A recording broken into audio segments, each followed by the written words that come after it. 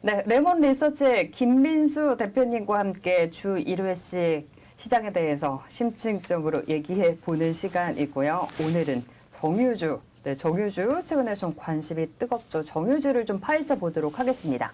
네, 대표님 안녕하세요. 안녕하십니까. 네, 유가가 진짜 좀 말이 많죠. 유가가 좀 오를 수밖에 없는 상황이었는데 또 급락을 하기도 하고요. 뭐 유류세 인하한다, 국내적인 이슈도 있는 것 같고 여러 가지 이슈가 있습니다. 정유주에 대한 관심도 굉장히 뜨거운데 일단은 정유주 전반적으로 좀 짚어볼게요.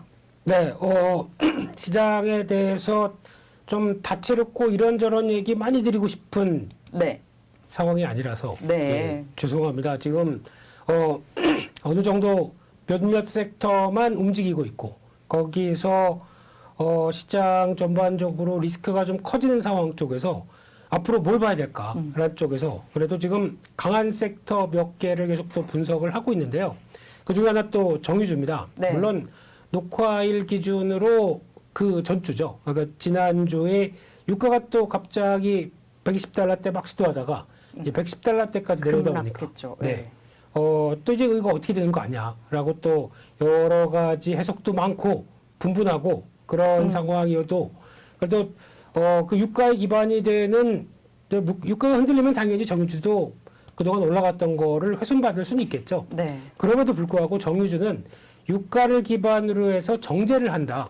그러니까 말 그대로 정유입니다. 네. 그래서 이거에 대한 가격들이 유가보다 좀 더 단단하거나 네. 이거보다 훨씬 더 어떤 품목별로 쓰임이 많다라고 하게 되면 또 유가보단 강한 실적이 나올 수는 있겠죠. 네. 이런 부분들의 포인트를 맞춰서 과연 정유주는 어떻게 실적을 내고 앞으로 정유주의 동향들은 어떻게 될까? 네. 이 부분에 대해서 오늘 여러 가지 다각도로 뜯고 맛보고 네. 즐기고 네. 그렇게 하도록 하겠습니다. 좋습니다. 앞으로 이제 볼만한 섹터, 앞으로 어떤 걸 봐야 되느냐라는 차원에서 볼만하게 일단 정유주 얘기를 주셨는데 정유주는요, 그냥 뭐 섹터 하나라고 보기보다는 공급과도 그 정유의 공급과도 기름의 공급과도 관련이 많이 있는 데다가 경기와도 진짜 밀접한 관련이 있어서 다각도로 진짜 파헤쳐 봐야 될 것 같습니다. 네, 어떤 거부터 짚어보면 좋을까요? 네, 정유주가 어디에 영향을 많이 받느냐라고 하게 되면 대표적으로 딱 하나, 오예요. 네. 기름. 그렇죠. 유가에 영향을 많이 받겠죠. 그거에 따라서 유가의 가격에 따라서 정제를 하다 보니까 거기서 나오는 기초가 원유죠. 그래서 그거에 따라서 나머지 추출해내는 가격, 이 동향들이 오른 유가가 있으면 이 가격들도 같이 따라 오르겠죠. 네. 그러다 보니까 유가가 오른 만큼 비싸게 샀지만 더 정제 설비를 통해서 비싸게 판매한다라는 게 가장 기본적인 내용입니다. 그래서 그 관련된 세부 사항들은 좀 이따 말씀드리고요. 네. 그러면 유가는 어떻게 움직이느냐라고 네. 봤을 때 첫 번째는 경기에 민감합니다. 굉장히 민감하죠. 민감하죠. 네. 예, 그래서 물론 이제 유가가 어떻게 움직이냐고 하게 되면 수요와 공급에 따라서 움직입니다. 끝 이러면 되는데 그게 아니라 수요와 공급은 어떻게 결정되느냐라고 봤을 때 중요한 건 이제 오페크 플러스에서 공급이 있겠죠. 네. 그러면 이 공급량에 따라서 조절되는 부분들 또 이제 다양한 변수들이 있죠. 네. 또 이제 수요 측면들. 근데 이 수요 측면들이 거의 연결되는 게 경기와 연결되다 보니까 네, 네. 그러니까 경기가 좋으면은 단순하게 우리가 뭐 여행을 많이 간다, 이동을 많이 한다 이것뿐만 아니라 쉽게 얘기하면 그건 딱 요만큼이죠. 네. 그 밖에 나머지 물류부터 또 항공기, 배 모든 게 다 연료가 이쪽으로 들어가기 시작하고 생산도 많이 하고. 그렇죠. 네. 그리고 또 유가를 기반으로 이어지는 석유화학 제품들이 또 얼마나 많습니까? 그러니까요. 네, 그렇게 되면은 이게 또 어떻게 보면 이 석유화학 제품들의 수요가 그대로 또 경기와 연결되고 있기 때문에 이 모든 게 유가를 보면서 지금 경기를 알 수 있다라는 쪽도 나올 수 있는 부분들이겠죠. 네. 그래서 혹자는 그렇게 얘기합니다. 지금 같은 유가가 많이 오른 시점에서 이거 유가가 빨리 떨어져야 돼라고 얘기를 하는데 그 중에서 빨리 이거는 시장을 더 폭락시키는 결과가 나옵니다. 그렇죠. 또 유가가 너무 떨어지면은 그거는 경기 침체의 또 신호로도 보니까. 왜 이렇게 공부를 많이 하셨어요, 우리 앵커님? 어우 깜짝이야. 네, 주말 사이 이제 막 열심히 증권사 리포트도 상식이죠. 예. 네. 네, 우리 상식 앵커님과 함께. 네. 네, 근데 당연한 겁니다. 네. 그래서 지금 물가가 높다 보니까 유가 좀 떨어져야 되는데라고 하는데 떨어질 때도 서서히. 그렇죠. 예, 그래서 그동안 좀 여러 가지 구조적 요인들이 가져가면서 올렸던 유가를 좀 서서히 떨어뜨리는 게 가장 좋은 시나리오고 유가가 이렇게 떨어진다. 이거는 시장 대피 신호입니다. 네. 네, 오히려 더 지금 안 좋은 결과를 그 경기에 대해서도 부정적인 결과를 나올 수밖에 없고요. 네. 또 하나 세 번째로는 원자재입니다. 원자재로 네. 보는 거죠. 그렇죠. 원자재 쪽으로 봐야 되겠죠. 네. 네, 그래서 어떤 물건을 생산하기 위해서 최초로 들어가는 첫 번째 1차적인 흐름이다, 1차적인 원자재다 보니까 보통 이제 달러의 영향을 많이 받습니다. 네. 그래서 어떤 글로벌 유동성과도 연계가 많이 되는 측면 쪽에서 보통의 경우는 유동성이 급증할 때 원자재 가격을 또 끌어올리는 결과가 나오고 거기다가 달러 약세일 때가 많고 그렇게 되면은 이게 지금까지의 흐름이었는데 이런 어떤 지금까지의 경제적인 흐름을 다 무너뜨리는 결과가 나오는 게 지금은 달러 강세인데도 네. 여러 가지 구조적 요인 때문에 이렇게 돼 있다라고 네. 봐야 될 것 같고요. 네. 또 하나 이제 공급 측면 아까 말씀드렸는데 오페크 입장 쪽에서는 네. 오페크는 다 아시죠? 네. 산유국에 이렇게 쭉 줄 세운 나라들 대표적으로 중동 국가 플러스 러시아. 오페크는 유가가 오르는 걸 좋아할까요? 떨어지는 걸 좋아할까요?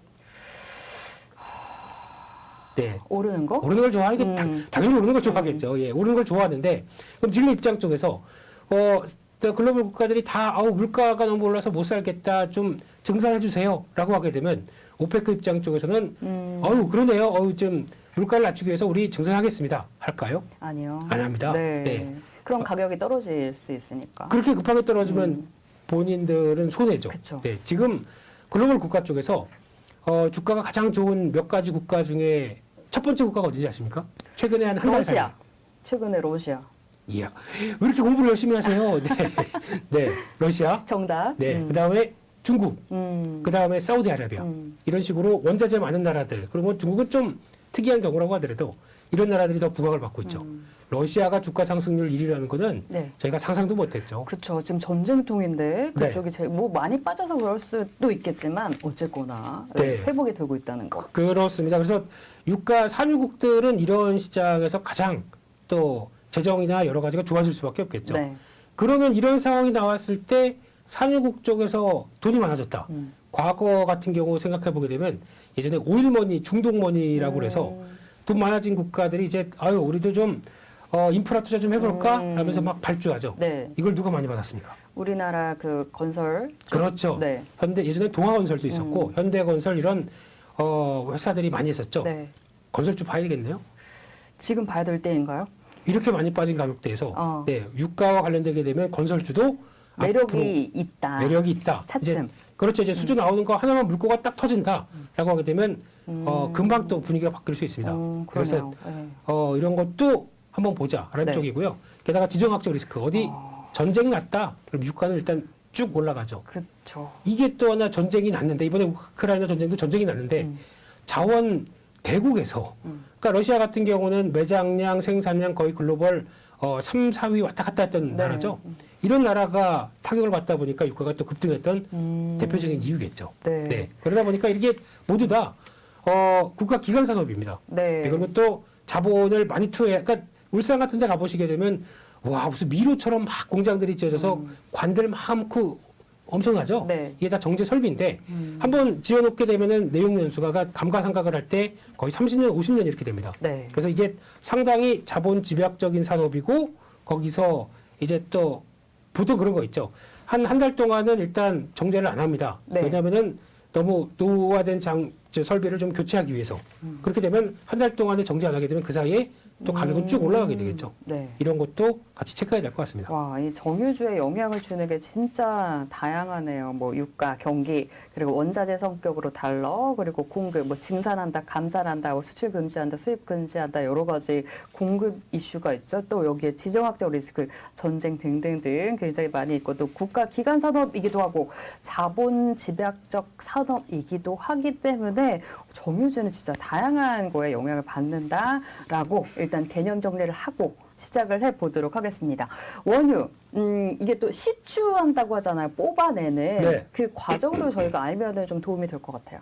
요거 상당히 중요합니다. 네, 요게 이 흐름을 알면은 지금 유가가 왜 이런 현상을 보이는가? 왜 이렇게 급등했다 급락하고 하는지. 그렇죠. 네, 그래서 요거를 보게 됐을 때 일단 맨 처음에 원유나 그러니까 가스도 거의 똑같습니다. 지금 많이 얘기 나오는 화석 연료들은 거의 이런 흐름으로 나가는데 첫 번째 탐사를 합니다. 탐사를 하는데 산국이라고 하더라도 뭐 땅만 파면 기름 나오면 얼마나 좋겠어요. 기름이 나는 데를 이제 찾아야 되는 그렇죠. 거죠. 예, 땅은 평평합니다. 그러니까 이게 3차원 쪽인데 파는 거는 그냥 2차원이라고 해야 되나요? 네. 그러니까 이게 그렇죠. 1차원?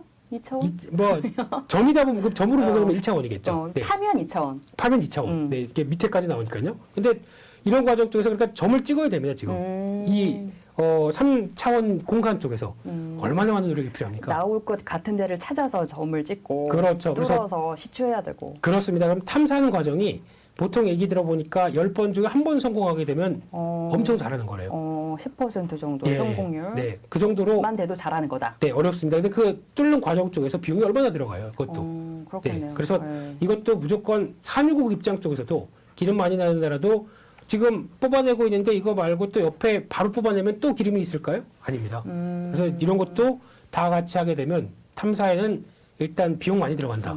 이게 첫 번째고요. 그리고 또 탐사 시작한다, 그러니까 여기서 시작한다 그래서 탐사 계속하고 있는데 몇십 번 만에 나오게 되면 얼마나 좋습니까? 경제성 있게. 근데 그게 안 나오고 계속 또 탐사 뭐 몇백 번도 들어간다. 시간 계속 걸립니다. 네. 그리고 두 번째는 확인했습니다. 드디어 여기가 나와! 그렇게 되면 이제 시추에 들어가게 되겠죠. 네. 근데 말 그대로 이제 여기서 경제성이 있다고 평가받고 뭐 이것도 뭐 황이 얼만큼 들어가 있는지 이런 것도 다 체크해야 되겠죠. 기름 등급? 그렇죠. 등급 같은 경우도 보통 저희가 알기로는 뭐 베네수엘라 이런 중남미 쪽은 생각보다 그 기름이 좋은 기름이 아니에요. 그래서 가져온다고 하더라도 정제 과정에서 제가 보통 정제해서 뭐 좋은 기름이니까 뭐 이렇게 나오는 이런 거. 가스오일? 네. 뭐 고급 휘발유도 있고 약간 네. 뭐 난방유, 등유, 뭐 경유 이렇게 다 나뉘잖아요. 다 나뉘는데 네. 그렇게 갔었을 때 생각보다 정제하는 과정이나 또 황을 더 많이 빼내야 되고 그러면은 돈이 더 많이 든대요. 그래서 이렇게 좋은 기름은 아니다. 한쪽에서 베네수엘라나 중남미 쪽을 그렇게 썩 또 좋아하지 않는 쪽도 많다고 하더라고요. 네. 근데 이게 중요하게 된 게 그럼 확인됐다. 그럼 이제 시추해서 뽑아내야죠. 네. 그러면 이게 끝이 아니라 보통의 경우는 조인트 벤처를 설립합니다.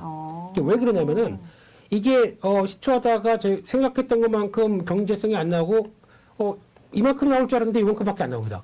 그러면은 정유회사 입장에서는 비용하고 타격이죠. 그래서 조인트 벤처로 많이 회사를 설립해서 자본가 그리고 또 정유사 이렇게 같이 만드는 경우가 많습니다. 네, 네. 한때 미국에서 좀비 기업이라는 얘기 많이 들어봤었죠. 네. 유가가 한때 계속 가다가 셰일가스 쪽으로 막 또 투자를 하면서 유가 한번 급락했습니다.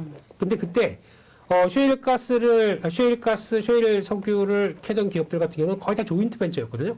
그러다 보니까 유가가 급락하면서 셰일 오일은 뽑아내야 돼요. 그러면 타산성이 안 맞죠. 그러다 보니까 미국에서 가장 위험성이 높은 기업들, 그러니까 자금력이 별로 안 좋은 기업들의 대부분에 차지하는 것들이 다 이런 셰일 오일, 셰일 가스 업체들이었었습니다. 네. 근데 그게 아직까지 유지가 되고 있죠.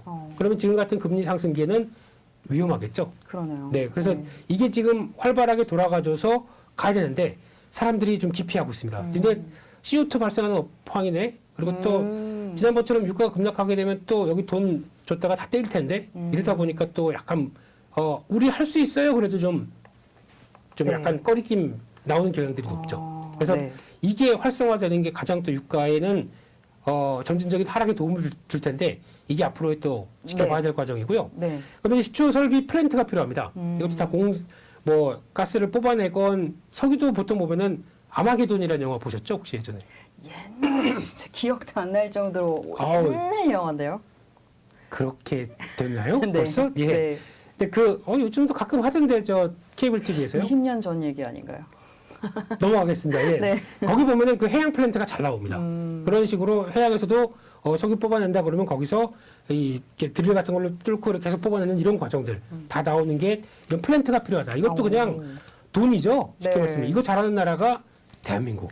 네. 그리고 또 플랜트 업체들을 하게 되면 또 이런 기술 갖고 있는 뭐 삼성 엔지니어링부터 뭐 현대건설 이런 것들도 강점이 있죠. 네. 이게 필요하고 거기다가 그러면 이게 여기서 뽑아내는 쪽에서 이제 수출 수입을 하려고 하게 되면 항만까지 터미널이 있어야 됩니다. 그러니까 터미널에서도 저장하는 시설, 뭐 또 가스 같은 경우는 에코하는 시설 이게 네. 필요하죠. 그러다 보니까 터미널도 이제 중요하고요. 이것도 이제 유럽 같은 경우는 이제 만든다고 합니다. 네, 그래서 그런 상황이고 이게 수입지도 필요하고 수출지도 필요합니다. 그렇죠? 그러니까 모았다가 여기서 해놓고 이걸 가지고 또 배로 운반해서 수입 국가까지 가야 되고 그러면 배로 운반해야 되고 이런 현상이 나오다 보니까 이것도 다 일련의 과정이 필요하겠죠. 네. 원유도 마찬가지고 가스도 마찬가지고. 그럼 가가지고 이제 수입지 가서는 첫 번째로는 여기서 그러니까 수출지에서 정지해서 이렇게 나가는 경우도 있고 수입하는 경우에는 그 나라 가서 정지하는 경우도 있고 두 가지가 있겠죠. 근데 또 가스 같은 경우는 여기서는 얼립니다. 네. 액화. 이거를 또 다시 와서 이 기항지 와서는 기화. 액화 얼렸던 걸 다시 가스로 만들어 버려야겠죠. 거기서 또 정제 마진이 발생하기도 하고. 그렇죠. 정제 마진 여러 가지 들어가는 비용들도 다 나오기 시작하는 거겠죠. 그래서 이렇게 나온다라는 게 와. 핵심입니다. 탐사부터 그 유전이라고 해야 되나요? 네. 유전을 이제 탐사하는 것부터 시추하고 조인트 벤처 설립하고 시추 설비를 또 만들고 항만 터미널에도 여러 가지 시설이 필요하고 운반해서 정제까지 원유 시추 과정 어디서도 여러분들 들으실 수 없으셨을 거라고 생각을 하는데 딱 정리를 해서 원유 시추 과정까지 좀 정리를 해봤습니다. 원유를 또 정제, 지금 또 이제 정제까지 갔잖아요. 여기 네. 정제 이제 마진도 발생하고 물론 비용도 들어가겠지만 정제 과정도 또 중요할 것 같아요. 이거를 알면 화학 공부 끝. 네. 네. 화학까지 다 한번 아우르겠습니다. 화면을 보시게 되면은 원유를 가지고 앞서 말씀드렸듯이 정제하죠. 그러니까 정유업체들이 정제를 합니다. 그럼 거기서 나오는 걸 가지고 이제 석유화학 업체들이 정제해 주셔서 감사합니다. 사가가지고 이렇게 다 만들어내기 시작하죠. 네. 그래서 첫 번째로는 온도에 따라 다릅니다. 처음에 온도에 나오는 것은 LPG. 보통 저희가 LPG라고 하게 되면 액화 석유가스입니다. 그러니까 리퀴드 프로판 가스. 예. 그리고 예, LNG는 리퀴드 내추럴 가스. 네. 프로판과 내추럴의 차이군요. 차이입니다. 네. 예, LNG는 그냥 천연가스죠. 예, 천연 상태로 가스 형태로 있던 걸 추출하는 거고 LPG는 인위적으로 그 석유에서 정유하다 보니까 뽑아지는 이런 가스. 프로판으로. 그렇죠. 네. 상대적으로 저온에서 나오죠. 좀 더 이렇게 정제될수록 근데 이게 그러니까 온도를 높여서 끌어올리는 것보다 이 약간 좀 휘발유부터 요 납사 요 사이 정도 이게 되게 어려운 기술이라고 하더라고요. 저온 정제가 예, 그 발음이 안 되죠. 저온 추출, 저온 저온 정제. 추출, 네, 저온 네. 정제. 네, 네. 그렇다고 합니다. 그래서 여기서부터 이제 휘발유 나오고 가장 중요한 게 이 납사. 이거를 보통 나프타. 나프타. 요걸 납사라고 하는 거죠. 아. 네. 우리 중화권 쪽에서는 납사. 영어로 나프타. 네, 이렇게 나오는데 이게 석유화학의 기초 물질이 되는 겁니다. 그리고 그 밖에 그 다음 단계 쪽에서 등유. 이쪽이 항공유가 나오기 시작하죠. 네, 그리고 경유, 벙커CU.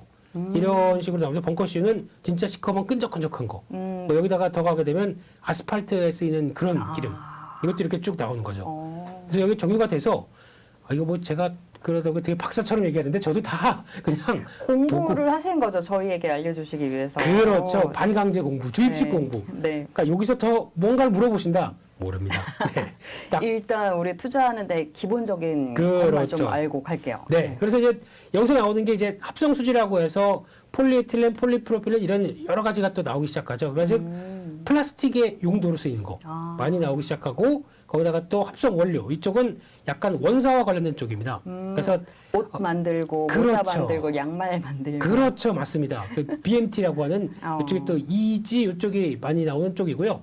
또 여기서 나오는 게 이 나프타를 통해서 합성 고무, 타이어 나오기 시작하고 요게 또 천연 고무 가격과 또 비교를 해서 어느 쪽 천연 고무 가격이 오른다 그러면 합성 고무도 또 오르고 뭐 이런 경우가 나오겠죠. 네. 그밖에 기타 화학 제품들 뭐 페인트에 들어가는 화학 제품, BPA, IPA 이러면서 또 여러 가지 또 이제 초정밀 같은 경우는 또 뭐 의류 쪽에도 쓰이고 뭐 여러 가지가 많죠. 네. 이렇게 보시면 될 것 같고요. 네. 그러면 국가별 정제 그래서 이거는 좀 자세하게 나온 겁니다. 그래서 아까 네. 나왔던 얘기를 쭉 정리를 하는 건데 아스팔트 맨 끝에 나오죠. 그리고 또 하나 윤활유도 있는데 이것도 그 증류하고 남은 거 가지고 또 제조하는 거다 보니까 윤활유는 쉽게 말씀드리면은 정제한 다음에 나머지 부산물을 그냥 버리는 게 아니라 그걸 가지고 또 두 번째 윤활유나 뭐 아스팔트 이런 식으로 가져가는데 네. 윤활유까지 만들어내는 게 가장 또 중요한 기술이라고 합니다. 근데 근데 이거를 고도화 정제 설비가 있어야 가능한 거고요. 네. 이제 미국에서 정제 설비 같은 경우는 보통 지금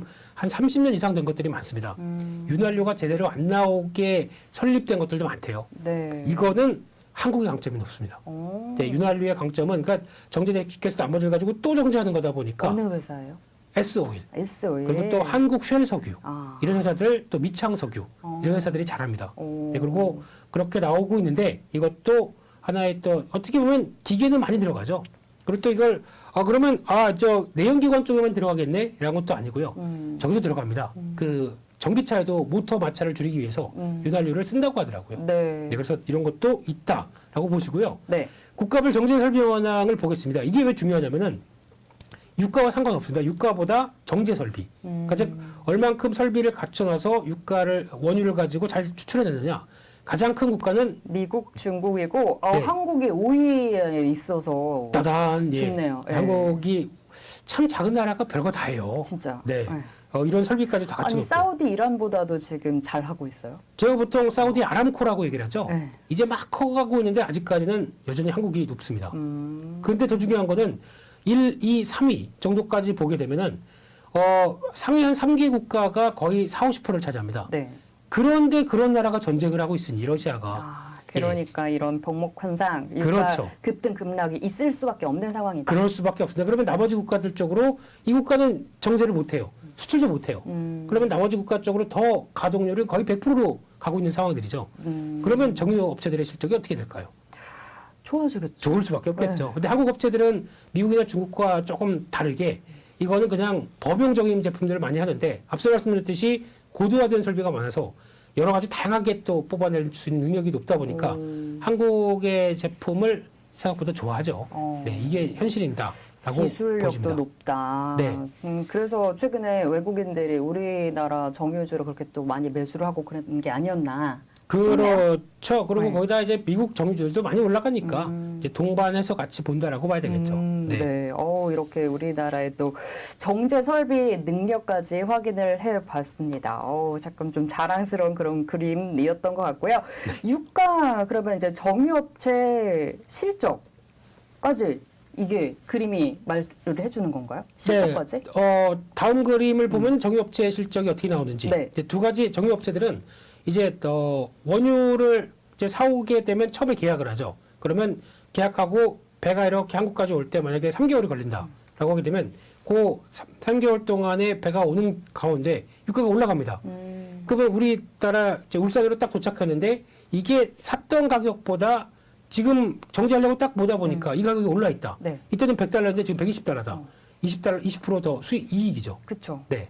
그러니까 이게 원유 재고 평가익이라고 합니다. 이것도 하나의 몫을 차지하는데, 근데 이거는 반대로 말씀드리면은 $100에 사왔는데 지금 $80로 갔다. 손해죠. 그러네요. 거기다가 또 뽑아내는 것도 그러면 가격을 더 들고, 예. 낮춰야 되다 보니까 이게 좋은 게 아니죠. 그래서 정유업체는 꾸준하게 유가가 적어도 최소한 플랫하든가 아니면 최소한 조금씩 올라가는 게 제일 좋죠. 그래서 이게 떨어지면 안 좋고. 안 좋고. 예, 그래서 원유 재고 평가익이 가장 중요한 상황 쪽에서 지금 같은 경우 또 정유업체들 실적을 볼 때 지금은 좋은데 만약에 유가가 꺾이게 되면 이거 오히려 안 좋은 게 아니냐라고 볼 수 있는 게 이런 것도 되겠죠. 네, 그래서 그것도 같이 보시고 네. 제일 중요한 거는 이거는 그렇다고 해서 큰 비중을 차지하지 않습니다. 그리고 또 이건 약간 회계상의 이익이죠. 근데 정제 마진이 가장 중요하죠. 네. 정제 마진은 정제를 했을 때 앞서 말씀드렸던 이런 쭉 여러 가지 품목들이 나오는데 이게 얼만큼 지금 만약에 원유를 정제를 했을 때 이걸 팔게 되면 얼만큼의 마진이 나오겠느냐. 이거를 복합적으로 다 계산해서 일률적으로 나오는 게 복합 정제 마진이라고 있습니다. 네. 그거를 보게 되면 그림입니다. 한때 저희가 이제 정제 마진 하게 되면 한 요 정도 수준. 4달러. 예. 예. 4달러, 5달러 정도. 네. 여기가 BEP라고 보시면 됩니다. 그러니까 즉, 가져온 걸 기본 정제 설비가 있으니까 또 비용들도 다 있겠죠. 기본 비용들. 그래서 한 적어도 정제 마진은 4달러, 5달러 이상으로 가져야 됩니다. 그래야 회사가 실적이 납니다. 네. 근데 한때 2018년도 같은 경우는 유가 뭐 그냥 재미도 없었고 그러다 보니까 만약에 5달러 밑으로 이런 마이너스가 간다. 유가가 마이너스 가면서 정제 마진도 마이너스가 갔어요. 일을 하면 할수록 손해예요. 그럼 누가 합니까? 안 하죠. 네, 그냥 쌓아놓고 그냥 에이 몰라 이러고 있는 상황들이 나오죠. 네. 이때 정유업체들 마이너스 폭이 엄청 커졌었죠. 그러다가 갑자기 또 변신이 나옵니다. 유가가 꾸준히 올라가고 보니까 정제 설비를 할 데가 별로 없어요. 러시아 같은 경우도 막혔어요. 그러면 정제할 데가 없는데 정제할 수 있는 쪽은 오히려 마진이 폭등하겠죠. 지금 현재 한때 한 5달러만 가주면 그게 얼마나 좋을까 했던 게 지금 얼마인지 아십니까? 얼마인가요? 28달러. 어. 이 정도까지 나옵니다. 한국 복합 마진은 더 높죠? 5달러만 돼도 좋은데 28달러? 네. 한국은 거의 30달러대 됩니다. 왜냐하면 고도화된 정제 설비가 있기 때문에 네. 거기 나오는 품목을 가지고 더 쳐줍니다.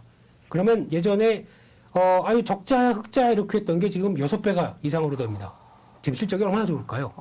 네. 그러네요. 근데 이게 유가에 따른 문제가 아니라 중요한 거는 유가를 뭐 만약에 유가가 떨어져서 만약에 100달러 같이 뭐 90달러대로 온다고 하더라도 더 중요한 거는 그러면 그걸 가지고 정제할 수 있는 설비를 갖고 있는 회사들이 어디냐가 중요한데 설비를 갖고 정제할 수 있는 회사가 러시아가 멈추다 보니까 오히려 이쪽은 계속 가동률 100%입니다. 그럼 여기다가 다른 업체들도 이거 돈 될 것 같으니까 지금 우리도 설비 투자해야지 한다고 바로 성과가 나나요? 아니요. 에너지 쪽은 최소 3년입니다. 지금 설비 투자해야지 그래서 계획하고 3년 뒤에 갔는데 그때는 유가가 만약 빠집니다. 지금보다 만약에 70달러대로 갔습니다. 그러면 열심히 돈 들여서 했는데 그때 갔던 유가는 밑으로 내려가 있다. 안 하죠, 증설. 안 그럴 하죠. 가능성이 높으면요. 네. 그러면 오히려 지금 같은 현상이 좀 더 오래될 수밖에 없겠죠.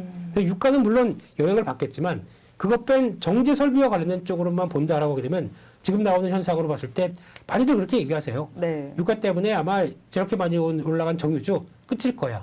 하지만 정제 설비 갖고 있는 이 수요 공급 능력을 봤을 때는 여전히 이거는 한동안 유지될 가능성이 높다고 봐야 되겠죠. 네.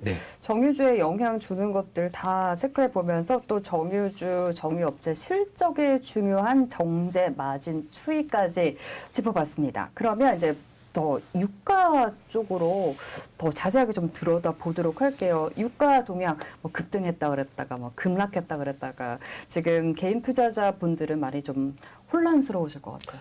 네, 그래서 유가를 바라볼 때 가장 첫 번째 단서 저희가 날씨도 모르고요. 그리고 또 주식시장 예측하기도 힘든데 그와 함께 유가를 예측한다. 이거는 날씨와 주식시장을 합친 것만큼 어렵습니다. 그런데도 또 뭐 네. 유가에 투자하고 계시는 분들도 계시잖아요. 그렇죠. 거기다가 이제 유가가 좀 꺾일 것 같으니까 유가 인버스 ETF 많이 사시고 네네. 뭐 ETN 많이 사시고 이렇게 하시는데 저는 안 하셨으면 좋겠습니다. 이거 너무 유가 예측하기 너무 힘들고요. 맞아요. 게다가 지금 요즘에. 저희가 보통 얘기하는 WTI 같은 경우는 말 그대로 선물입니다. 그러니까 유가를 그대로 원유 가격대를 표시한 게 아니라 앞으로 한 달 이렇게 뒤에 될 거야. 네, 그거를 감안하는 움직임이다 보니까 얼만큼 이게 또 변동이 큽니까? 근데 그걸 가지고 또 만든 ETF, ETN을 매매한다. 네, 유가 박사가 되셔야 돼요. 그래도 추하신다. 절대 저는 네. 안 하셨으면 좋겠습니다. 네. 유가가 진짜 이렇게 뭐 급등하고 급락을 해서 근데 정말 고수분들은 유가에 투자해서 수익을 많이 내시기도 하고 ETF에 관심을 갖고 계시기도 하지만 일단 김미수 대표님은 비추다. 안 하셨으면 좋겠다. 이런 개인적인 의견을 주시기도 했습니다. 네. 지금 뭐 이게 유가가 요동을 칠 수밖에 없고 예상하기 힘들 수밖에 없는 게 일단 전쟁통이고요. 아직. 그렇죠. 그리고 이게 우리나라 휴전 상태인 것처럼 계속 길게 갈 거다라는 얘기도 요즘 많이 나오고 있더라고요. 그렇죠. 여기에 또 리오프닝이 이제 됐다고 해서 특히 이제 중국이 지금 요즘에 우리 유가 너무 비싼 거에 대해서 뭐 얘기가 나오다가 그래도 증산한다고 하니까 괜찮을 거야라는 생각도 있었지만 이제 중국 쪽이 이제 봉쇄를 해제하고 이제 다시 리오프닝으로 가면 다시 이제 사용량이 늘어나니까 증산을 해봤자 그게 소용이 없다. 또 이런 얘기도 나오고 있고요. 그렇죠. 이게 가장 또 대기하고 있는 유가의 상승 요인이겠죠. 끌어올릴 수 있는 요인들. 지금도 아직까지 뭐 간헐적인 봉쇄 나오고 그래서 가동률이 많이 올라갔다고 하더라도 100% 아닙니다. 뭐 90%대도 아니고요. 그럼 이게 아마 제가 보기에는 적어도 한 10월 달 시진핑 사면임이 확정되면서 네. 이제 우리는 그때 뭐 환자가 발생해도 그냥 휴시하겠죠. 중국에선. 명분이 중요하니까. 내가 딱 네. 주석 자리에 올랐다. 그러면 이제 그 사이에 우리가 열심히 노력해서 우리 코로나는 다 없앴다. 이제 클린 차이나 그러고 거기다가 이제 모든 경기를 돌리기 위해서 노력을 많이 하겠다. 뭐 이런 식으로 나가기 시작한다. 그러면 아마 본격적으로는 중국의 수요량의 변화는 늘어날 거다. 그렇죠. 10월부터는 아마 폭발적으로 더 이제 딱 자리 잡을 것 같습니다. 네. 그러면 유가가 지금 같은 시점에서 유가를 끌어올리는 요인이겠죠. 네. 네, 원자재도 마찬가지입니다. 지금 철강이나 나머지 쪽도 지금 힘이 없는데 구리 이런 거 많이 빠졌죠. 네. 이런 때부터 이제 선언하고 이제 국가가 막 움직인다. 그땐 다시 원자재 폭등할 수 있습니다. 그렇기 때문에 이것도 눈여겨 보셔야 될 것 같고요. 네. 앞서 말씀드렸듯이 정제 시설은 가동률 100%입니다. 102%가 나올 수가 없습니다. 허덕이고 있으면서 계속 정지하고 있는 거죠. 네. 네, 이런 상황 쪽에서 증설 앞서 말씀드린 것처럼 잘 안 합니다. 업체들은. 게다가 재고를 볼 때 재고는 이게 좀 넉넉하게 있을까요? 한번 화면을 보시게 되면 미국의 휘발유 재고 추이입니다. 과거에 나왔던 2015년도, 2021년도의 어떤 범위, 레인지가 한 요 정도쯤 되는데 네. 보통 계절성이 좀 있죠. 뭐 봤었을 그쵸. 때 약간 좀 많이 빠지다가 그러니까 여름 때 부근에는 좀 밀리다가 그다음에는 약간 돌아가는 경향들이 있는데 지금 또 수치를 보게 되면 요게 지금 라인인데 그 과거보다는 훨씬 더 빠르게 소진되고 있죠. 재고가 없습니다. 그만큼 지금 기준으로 보게 되면 가격도 가격이지만 만약에 가격이 저렇게 높으면은 재고가 이렇게 아유 안 써. 그렇게 되면 높아야 되겠죠. 가격이 높음에도 불구하고 재고는 계속 하락해 있습니다. 쓸 수밖에 없는 상황이니까. 높은 가격이라면 쓸 수밖에 없겠죠. 네. 근데 여기다가 또 미국은 유가를 안정시킨다고 지금 전략 비축유 같은 경우 계속 방출하고 있죠. 이거를 비축유는 언젠가 또 다시 채워야 됩니다. 네. 안 그러면 또 여러 가지 사태가 났을 때 대처할 수가 없죠. 근데 그거를 지금 막 비축유가 방출되고 있는 상황에서도 지금 재고가 없습니다. 네. 이거 어떻게 해석해야 될까요? 이제 가격이 오를 수밖에 없다라고 봐야 되나요? 적어도 크게는 안 밀릴 수 있겠다는 하나의 변화겠죠. 네, 이런 쪽에서 그러면 글로벌 트렌드가 유가가 이렇게 좀 심각한 사정이니까 이쪽을 좀 투자를 하고 또 이런 앞서 말씀드린 조인트 벤처 설립하는 회사들 같은 경우도 많이 좀 지원해 주겠다. 네. 우리가 뒤를 봐줄게. 그래야 되는데 여전히 지금 no ESG가 중요하고 거기다가 CO2 발생 업황 기자니 너네들은 네, 허가 못 해줘 라고 하는 허가가 제한되다 보니까 타격을 받죠. 네. 네, 거기다가 신재생 에너지가 일단 지구를 위해서 가장 좋은 길이야 라고 계속 드라이브를 걸다 보니까 상대적으로 지금 당장 올해 겨울은 어떻게 나나요? 그래서요, 네. 올겨울에 최악의 겨울이 예상이 된다. 그렇죠. 지금 얘기가 많이 나오네요. 프랑스는 또 여름도 40도래요 지금. 지금 밖에 외출 금지령도 나온대요. 어떻게 살죠? 40도요?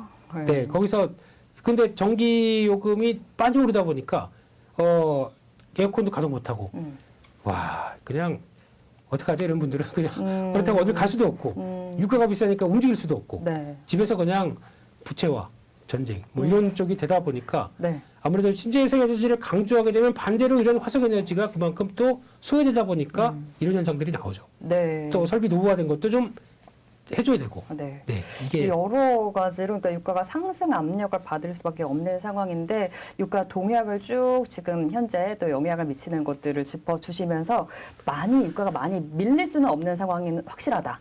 라고 좀 말씀을 드리도록 할게요.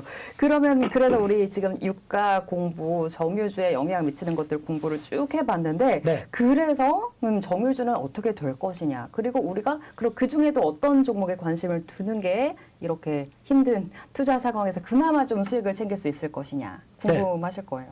그래서 정유주 일단 여러 가지 동향들 한번 살펴보게 되면요. 지금 실적 대비해서 많이 올랐다고 하는데 어느 정도 수준인가? 많이 올랐죠, 근데. 많이 올랐죠. 네. 한번 볼까요? 네. 네, 그래서 지금 정유사 업체 대표적으로 한 4개가 있고 SK가스는 앞서 LPG라고 하는 액화 석유가스다 보니까 이쪽도 한번 끼워놔 보았습니다. 네. 네, 그렇게 되면은 지금 올해 영업이익이 3조 4천억, 작년 대비해서 60% 나올 걸로 보여집니다. 이게 달까요? 이게 왜냐면은 있겠죠? 1분기에 영업이익이 네. 거의 1조 6천억 나왔습니다. 어, 그러면 2분기에도 유가가 안 떨어졌죠. 안 떨어졌죠. 이게 상반기만 3조 4천억 나올 수 있어요. 이거 너무 지금 나오는 이게 FM 가이드 쪽인데 상당히 보수적으로 잡았더라고요. 그러니까 아마 상반기에만 3조고 나머지 하반기까지 따진다 그러면 제가 보기엔 최소 5조대 나올 것 같습니다. 5조대인데 그러면 시총이 12조다. 네. 네. 50조까지 받아야 되는데 12조밖에 안 된다. 상당히 저평가죠. 게다가 배당도 작년 기준으로 3.2%인데 이렇게 돈 잘 버는데 정유사들이 작년 배당 정도만 할까요? 더 하죠. 하겠죠. 네. 더 해야지 그렇습니다. 주주들이 좋아하겠죠. 네, 아마 예상으로는 지금 8,500원 정도까지 리포트에는 나오기 시작하는 것 같아요. 주당? 주당이요. 괜찮네요. 그러면 SO일 지금 주가가 11만 원대 왔다 갔다 하죠. 그러면 배당 수익률이 7, 8%는 금방 나오는 거겠죠. 게다가 SO일 우선주는 만약에 우선주로 봤었을 때 이게 그대로 조금 더 주겠죠. 뭐 8,500, 9,000원 준다. 수익률이 얼마입니까 지금? 15%? 와, 배당 수익률이 15%입니다. 괜찮네요. 네. 오. 사실 예, 네 이런 쪽이 나오다 보니까 지금 우선주가 있는 게 SOL, SK이노베이션 우선주가 있는데 그런 배당 메리트를 노린다라고 하게 되면 더 관심 있게 봐야 되지 않나 생각이 들고 있고요. 네.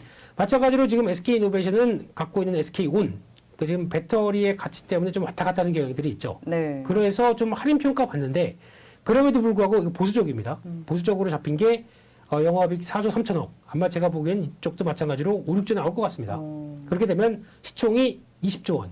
와. 거의 뭐 시장에서 너무 싸게 좀 거래되는 거죠. 그래서 외국인들이 그렇게 좋아하나 봐요. 네, 좋아하고 어떤 아마 당분간은 유가 따라서 움직일 겁니다. 이제 또 급등락이 나오고 그러면은 거기서 왔다 갔다 한다고 하더라도 그 중에서 만약에 그러면 급락이 나왔을 때는 유가 급락이 나왔을 때는 참을 필요 있겠죠. 네, 그리고 또 급등이 나왔을 때는 다시 조금 줄이고 이렇게 매매도 가능하다. 네. 한쪽에서 그래서 정유주를 보자고 말씀드린 거고요. GS는요? GS는 근데 좀 복잡합니다. 그러니까 GS 칼텍스가 있죠. 근데 그게 또 GS 안에 있는 여러 가지 뭐 GS 쇼핑이나 리테일들 여러 가지가 간만에 돼 있다 보니까 생각보다 잘 나가는 GS 칼텍스를 약간 좀 깎아먹는 경향들이 있죠. 그래서 아마 그럼에도 불구하고 지금 그런 과정이 나오다 보니까 시총이 생각보다 좀 적게 좀 저평가가 되는 경향들이 많습니다. 네. 게다가 또 니네는 GS, HD 현대, 그러니까 현대 중공업 지주죠, 예전에.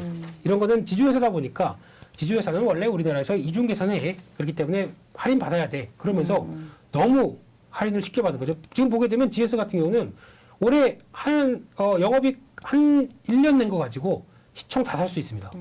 보시면 올해만 4조 원대가 나온다. 시총이 4조 원이에요.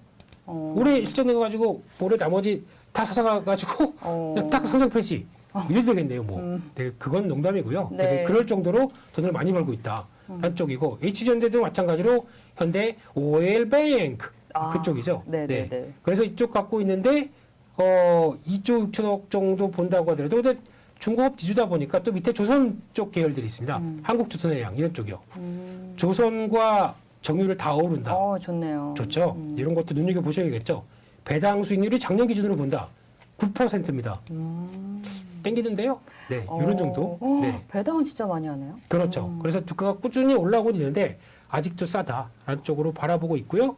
게다가 또 SK가스는 요거는 이제 LPG를 가지고 유통하는 쪽이다 보니까 생각보다 그렇게 강하지도 않은데 이게 가격이 꾸준히 올라왔었을 때 가격 전가 능력이 있다.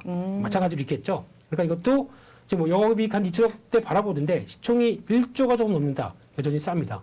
이런 쪽으로 봤을 때 화학업종, 그러니까 지금 정유업종들의 대부분의 동향들을 보게 되면 주가는 좀 올랐습니다. 네. 오른 상태의 시가총액인데도 올해 나올 실적 대비해서는 비싸다는 얘기가 절대 안 나오는 수준이죠. 근데 시장은 이거를 유가 따라서 너무 변동이 크니까 네. 그냥 올해 피크아웃 아니야? 라는 정도로 바라보고 있는데 네. 그럼에도 불구하고 좋은 실적과 이런 배당이 올라갈 거 생각한다. 네. 라고 하게 되면 지금 당장 안 산다고 하더라도 약간 좀 유가가 흔들리거나 변화가 나왔을 때는 훅 하고 한번 들어가 볼 수 있는 대표적인 섹터죠. 네. 네. 정유주 동향 일단 굵직한 5종목을 체크를 해주셨습니다. 주가 많이 올라 보이지만 올해 나올 실적 대비해서는 주가 현재 수준 절대 비싸지 않다라고 얘기를 해주시면서 이제 유가가 급락해서 이들 5종목을 조금 주춤할 때 한번 들어가 보는 것도 나쁘지 않다 얘기해 주셨어요. 그럼 5종목이 일단 다 좋기는 한데 그 중에도 그래도 조금 축약을 해서 우리 관심 종목을 얘기를 해본다면 어떤 종목이 좋을까요? 네, 그래서 앞서 말씀드렸듯이 정유주 쪽에서 그동안 좀 싼 종목이라고 하게 되면 GS랑 HD 현대가 아닐까라는 쪽에서 덜 오른. 덜 오르고 그리고 좀 저렴하고 그런 쪽으로 배당도 봤을 때 많이 주고. 그렇죠. 그렇게 되면 지금 이제 GS 같은 경우는 약간 올라갔다 내려갔다를 반복하고 있습니다. 근데 지금은 어느 정도 또 지지권을 마련하는 단계까지 들어왔죠. 그래서 여기서 크게 흔들리지 않는다라고 되면 한번 사볼 자리가 되지 않을까란 쪽에서 네. 한번 요 지지권 흐름을 바라보셨으면 좋겠고요. 마찬가지로 HD 현대 같은 경우는 지금 뭐 꾸준하게 올라가다가 또 최근에 다 내려왔죠. 그러면 이런 자리 쪽에서 거의 지금 지지권들 과거에도 보게 되면 한번 올라오고 지지권 쪽에서 확인되고 올라오다 보니까 거의 그 정도 가격까지 왔다라고 하게 되면 유가가 물론 또 중요하겠지만 이 정도 유가를 보이는 상황 쪽에서는 거의 지지권에 한번 들어오지 않았나. 네. 그쪽에서 변화 보고 대응할 수 있지 않을까라는 네. 쪽에서 말씀드렸습니다. 유가 영향을 주목하면서 정유주 쪽에 관심 가져볼 만한 종목 GS 그리고 HD 현대, HD 현대는 현대오일뱅크 그 회사까지 말씀을 해주셨습니다. 오늘 김민수 대표님과 함께 또 정유주 유가 관련해서 진짜 심층적으로 또 포인트만 잘 짚어보는 그런 많이 이럴 때일수록 공부도 또 중요한데 그런 중요한 콘텐츠가 될 것 같습니다. 김민수 대표님, 요즘 장에 대해서 좀 한 말씀 좀 들어볼 수 있을까요? 하기 싫은데 무섭습니다. 네, 지금 또 장은 요즘 뭐 많이 드리는 게 딱 그겁니다. 약세장입니다. 네, 뭐 그러니까 얼마나 이런 장이 더 갈까? 이 통계를 낸 게 있는데요. 네. 약세장이 그러니까 보통 고점에서 그러니까 고점에서 지금까지 하락한 율을 보게 되면 20% 이상 하락했다. 네. 약세장이라고 규명합니다. 그러면 고점까지 회복하는 기간 얼마 걸리냐면 2배? 23개월 걸립니다. 23개월? 네. 1년? 2년? 2년이 걸립니다.